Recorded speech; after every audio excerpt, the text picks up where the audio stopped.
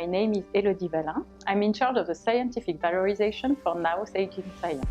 NAOS Aging Science has partnership with international research centers.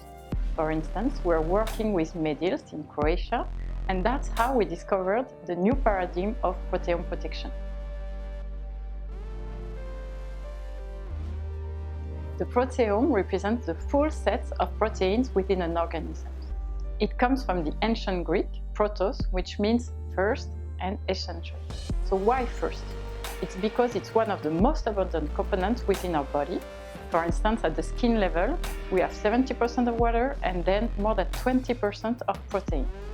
And why essential? It's because they are involved in all the physiological and biological processes within our cells and within our tissue. For instance, at the skin level, the proteome represents both functional and structural proteins.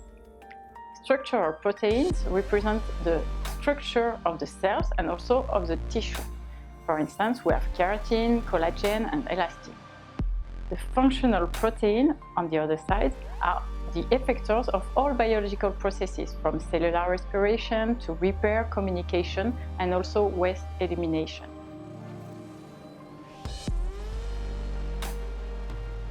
The proteostasis is the perfect balance between the synthesis of new proteins and the degradation and repair of damaged proteins. So within a healthy organ, you have a perfect balance. So at the tisular level, at the skin level, for instance, when you lose the balance, when you lose the proteostasis, then you will damage the proteins, you will alter the degradation processes, and you will switch to proteotoxicity, meaning that these protein aggregates and damages will be toxic for the cell, and then it can lead to, for instance, age-related diseases like Alzheimer's, Charcot, etc., and also to skin premature aging. Actually, our proteins, as our body, are exposed to different kinds of environmental stresses. For instance, UV radiations, pollution. This will trigger oxidative stress within the cell that will damage the proteins. Proteins can be targeted by different kinds of damages, and the worst one is called carbonylation. It will freeze the protein into a 3D structure that is not functional. That's how you will lose the proteostasis and in the end trigger premature aging. Chaperones are proteins that are expressed in all cells, in all the layers of the skin. In fact, they are involved in the folding of the proteins so that they have a 3D structure that is functional. In case of external stress, they will be overexpressed in order to have a physical interaction with protein to protect the sensitive amino acids from carbonylation. Carbonylation will target all the protein within the skin and all the layers of the skin. So what does it mean concretely at the skin level? So if we consider the uppermost layer of the skin, which is the stratum corneum, then we will have an impaired hydration process. At the epidermal level, we will have a loss of radiance and of complexion homogeneity. And regarding the dermal compartment, then we will have a loss of elasticity and density firmness.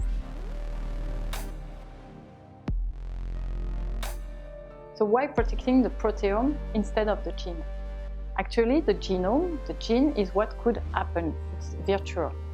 And what really happens in the life is when genes are translated into proteins and these proteins are functional. So that's why we have to protect the proteome, because it represents the real life that is happening within our cells and within the skin.